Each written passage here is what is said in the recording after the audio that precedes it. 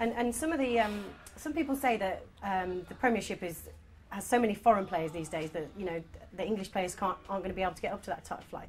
Do you think at grassroots level we're teaching the youngsters the right kind of things that are going to get them to the top, or do you think that foreign clubs are doing a better job than that? No, I think the grassroots level now for us is improving all the time. I think Trevor Brooking has worked incredibly hard to make sure that teams, we've got an individual skilled coach here, that's at League Two. Now that would never have happened 5 or 6 years ago. So little things like that is definitely going to help. Now grassroots level, I'm sure in all the communities, there's now better coaches around to help the local kids and the local clubs to train their teams in a more controlled way, So I would have said that we are improving all the time on that, and I think that I would hope the education or the coaching that these young boys or girls get should be getting better. Yeah.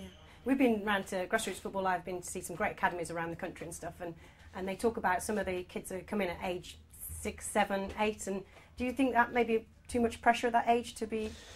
Yeah, I wouldn't want them to have too much pressure. I would want the 6 and 7 years of age to just be playing football, learning by their own mistakes, play the small-sided games. Whoever invented this, whoever thought of the small-sided games, I thought was an outstanding idea, because there's been loads of times you see 11v11 on a big pitch where nobody touches the ball. So how are they going to improve? Absolutely. Yeah. So for me, I think any player, 6 or 7, should be having enough of the ball. They shouldn't be having too much football. They should be having some good coaching as well, but long as that coaching is not the coach standing there on his own doing all the talking while the players are watching him talk. The good coach for young levels is the young kids running around having enough of that ball and making it interesting for them, and they've got to do it seriously, they've got to be behaved, but you've got to make it as interesting for them as you can. Then they're going to learn by their own mistakes, then they're going to improve, then they're going to watch the Premiership boys on the television and try their little tricks that Ronaldo tries or whatever, and that they can only improve if they want to improve. And what do you say to the parents that go on their Sunday mornings? I've seen it myself when along at a park, and the parents are there shouting, step up, and really technical stuff that I think these 6 or 7-year-olds think, they have no idea what they're talking about, and they're shouting things that you'd say to adults. Yes. How do you think we can help the parents in that sense? I think we can educate the parents by not shouting at all. Certainly encouragement. No problem on the line of encouraging their son or somebody else's son or daughter or whatever. No problem whatsoever on that. As long as you're also encouraging them if things are all of a sudden they have a shot and it's the wrong decision and it goes over the bar. As long as that's not then a little bit of an aggressive have a go that he should have squared it to little Jimmy or whatever. And I think now the little things that parents can certainly help. They can really help by allowing the manager to be the voice, because the manager is the one that should be controlled. And if the manager is just thinking about results and not performances of the individual, then he's the one that needs a kick up the backside and not the parents. So I think that's where you do need a controlled manager for the younger ages. But I would just say to the parents, just encourage your kids to play and enjoy playing at such a young age. And we spoke to Graham Taylor a couple of weeks ago, and he was saying when he started playing football, when his parents came to watch, he said that nobody on the sidelines spoke at all, and it was completely different from what it is these days. And what were your parents like when you started playing? Well, my dad, to be fair, wasn't really a footballer, but he would watch, and my mum would watch and all that, but they certainly wouldn't have said anything from the line. I don't remember my dad saying to me anything on the line or whatever, so in that respect he was probably a perfect dad to come and watch the game, because as I say, there can be too many things. The dad could be saying the right thing, but he may not be, and I think if there's the football manager of the under 7s, under 8s or whatever, he should be the voice. And it might mean, there's lots of players out there that like me. I haven't had sons, I've had daughters, but there could be a dad like me where he can help his son when he gets home to talk to him about the game. He doesn't have to do it on the touchline. Yeah.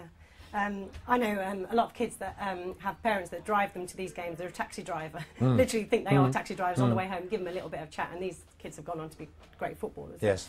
They're the type of parents I think we probably need in the sport.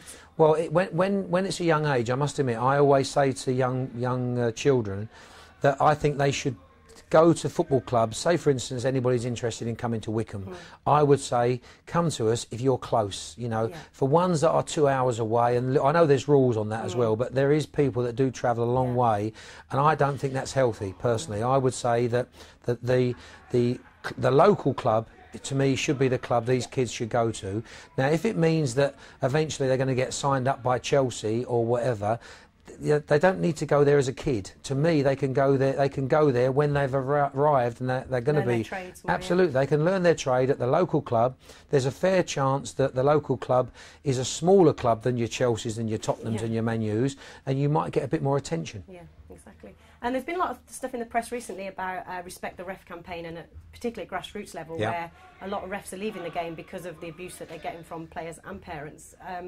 What is it, do you think, that we can do to help get refs back into the game? Because without those, we're not going to have a grassroots. Absolutely. Well, we can behave. That is a cert. And I think that people have got to realise that it's not easy to referee a football match, you know, and especially if it's younger referees that are starting off, they're still learning as well. They're learning, and they're going to make a mistake. They're going to give a penalty when it's not a penalty. So they certainly don't need abuse. You know, they do need respect, because we've got to keep producing officials. There's no doubt about that, and because that is so important. You know, you ask of any manager or coach out there, there's a fair chance if he has to referee a five-a-side for his team, he gets a lot of stick from his players because he gets decisions wrong. So it's not easy to be a referee. So we should have a lot more patience on that. And so I must admit, I would send that message out very, very loud and clear, that we have to respect the officials to make sure that we get more introduced to the game.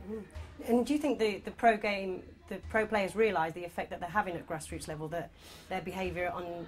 because they're documented all the time on television and stuff, and I know it's the heat of the moment kind of stuff, but do you think we need to do more at pro level to infiltrate down to grassroots? Yeah, I think we have improved, but I'm not so sure the top players really do realise how much they're idolised, you know, and if they unfortunately are seen to be having a pop at a referee or doing something they shouldn't be doing, then unfortunately that could go back to that young lad, young girl that idolised them, you know. So I think in that respect, they might even need more help than that, because in some ways they might just be good professionals that get on with it and not realising you know, how much they are thought of by people all over the country. And so anything, I must admit, I look at some of the Premiership players at times I want them to play with a smile on their face a little bit more, and I know it's big business, and I know it's very important, I know 3 points is massive,